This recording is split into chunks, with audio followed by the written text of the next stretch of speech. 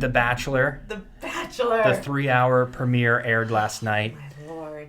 I had to make the decision to invest Your a time. godly amount of time into a season over like 26 weeks, or however long this thing is, or not. But you know it was amazing. It was amazing. Millions of people. I actually looked at your Instagram, though, today, and a lot of people don't watch it. I'm surprised. A lot of people do, obviously. Yeah. Millions. It's the biggest show to get 3-hour slot. Do you know Robert Herjavec from Shark Tank? He posted about it and he goes, I am obsessed with this show. I'm so excited. So a lot of people do watch it in the world, obviously. Like, Yeah. I was surprised too when I saw the poll Our results. following I go, might not on Insta. Yeah, it's interesting. But I do want to make a prediction. I do want Of course. to talk about a few things on there. Yeah. The first thing is, I think the biggest bombshell is, and then I want to make my prediction of who's going to win the whole thing, is Hannah came back twice. The Bachelorette last year. And for Hannah those of you who Brown. didn't watch this show, you got to give it a chance. I'm telling you, you are glued. It's the best trash TV you could ever watch, and you get so invested. And even as an actor, to watch the emotion and storyline that real people get, it's just a bunch. It's kind of sad, but it's just a bunch of people crying. It is so emotional. What they do to pin people against each other, they bring this guy, Pete the pilot, who's the Bachelor, they bring him back from last season where he won, or he didn't win, but he came in third. He got his heart broken by this girl, Hannah, who was the Bachelorette. Hannah shows up in this episode and gets out of the car as like the 30th woman who he got to see, but she was just giving him back a gift. But he was so emotional. They both saw each other. Then she comes back later and tells this story of how they had sex in the windmill 4 times. It was so awkward. Then the episode ends with Hannah and him almost like kissing and him asking her to come back to the house to be a part of it again. And all these other 22 or 25 girls, like, that's so unfair. So I'm curious what you actually think's going to happen. What's your perspective? Let's start with Hannah Brown because, you know, I can't even actually imagine what it's like to be the Bachelor or Bachelorette and have all these emotions of the responsibility of all these people's emotions in your hands. You know, that as they get further into it, it probably gets a lot harder. But at the end of her season, of Hannah's season, she had 3 top contenders. She had the one she chose, Jed, and he ended up having a significant other, so that just ended immediately. Then there was Tyler. I love, you know, all of them.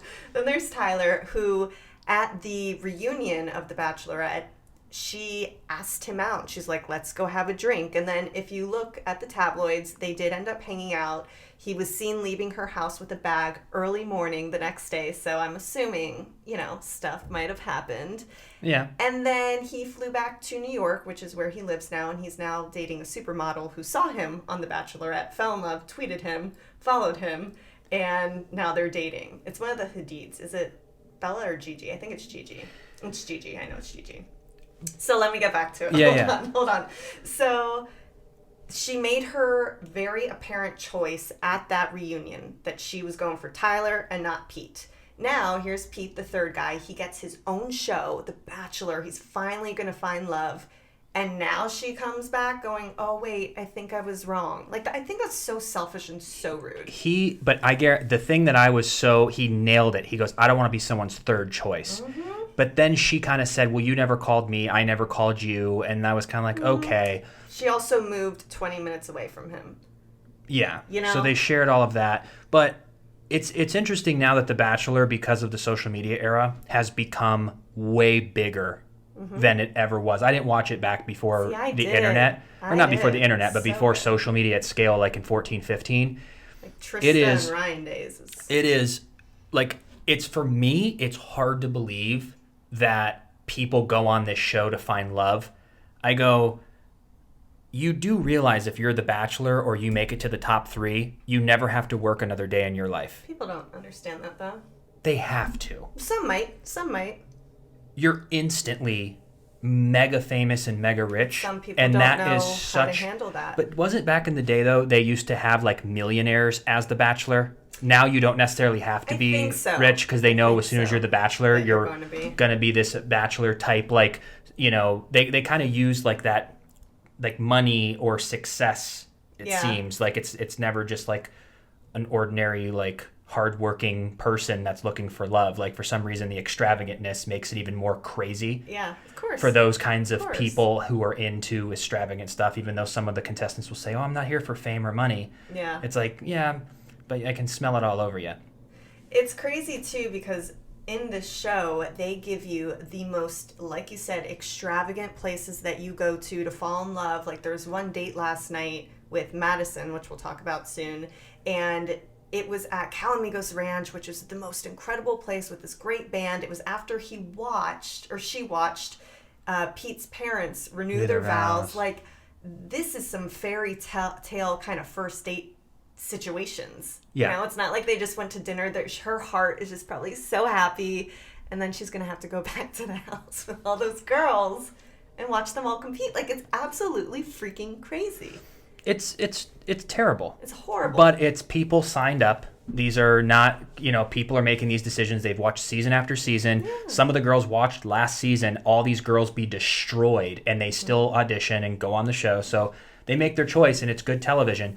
But when it comes to now, I think that Hannah, who was the Bachelorette, who now has a career, you know that she might not have an ego, but she has status now. She has influence, reputation, a following. She's mega famous, and she's kind of on like a pedestal, if you will. I don't think she's going to have the humility to be one out of the 23 girls in the house. Yeah. It just doesn't seem right. But I really hope that Pete is the one to stand up and go, you know what? I need to let this go. Yeah. Because he's obviously they're gonna do the season. So I can't imagine any scenario where she stays longer than an episode. What I think is gonna happen is I think he'll go through this whole show, he'll date all these women. He's gonna go back to Hannah at the very end. She won't be there, she won't be competing, but I have a feeling it might be like heavy in his heart that she's still there. I think it'll be a huge shocker, huge twist. And at the very, very end, he's going to go, oh my gosh, I still want to be with Hannah. And then he's going to go run for Hannah Brown. I hope that doesn't happen, but I think it could. Is that going to be your prediction then? Prediction, yes. So that he's going to end up with her? Yeah, he's good. Yep. From the very beginning, before I even saw that she got the first date, I was 100% Madison. Yep. And then they had such a great connection. I don't know if there's any skeletons. She seems like a very thoughtful, kind, family-oriented, intelligent person without motives. Yep. You never know what comes out. But that's going to be my prediction, is that Madison will... So you think Madison will win? You know, it's funny, too, because as we were watching it last night, the second I saw Hannah Ann, I go, he's going to be obsessed with her. And she got the first impression rose. I didn't love how she kept interrupting the other women. She went up like 3 times. I was like, relax a little bit. Like she was rewarded for it. She was. And then secondly, I do like Kelly, who is the one he went on the date with. And she won the bike race or whatever. Even though she cheated, whatever. But she's cool, yeah. She just seems like kind of normal. She's an attorney. They, I think, met at a hotel a couple months back on accident. She went up, introduced herself. So I don't know. I kind of liked her vibe, and I know it's only the first episode. There could be someone who actually does win, who we haven't even seen yet. So it's kind of hard to say, hey. But it's fun. We'll change if anything does. But before we know anything, let's go on the record. We win nothing for being right or wrong, but it's fun to guess.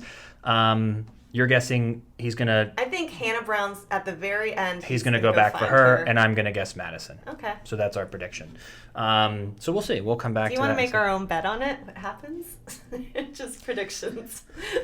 We don't need to bet on it. Then it'll take the fun. Blanket. It'll take the fun out of watching. It's the one show that I can actually sit back and watch without analyzing anything, and like I don't want to make it too serious where then I become competitive, where I'm like sitting there not unwinding. I want that to be the one thing I watch throughout the week that I can actually unplug. Do you know that Chris Harrison today on Instagram posted a photo of Pete and Hannah Brown, and he's like, well, what do you guys think about all of this? And the comments were insane. They were so, like, he knows exactly what he's doing.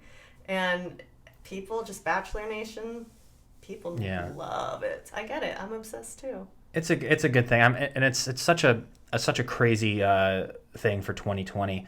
I am so interested in this year. Mm-hmm. What in the heck is going to happen?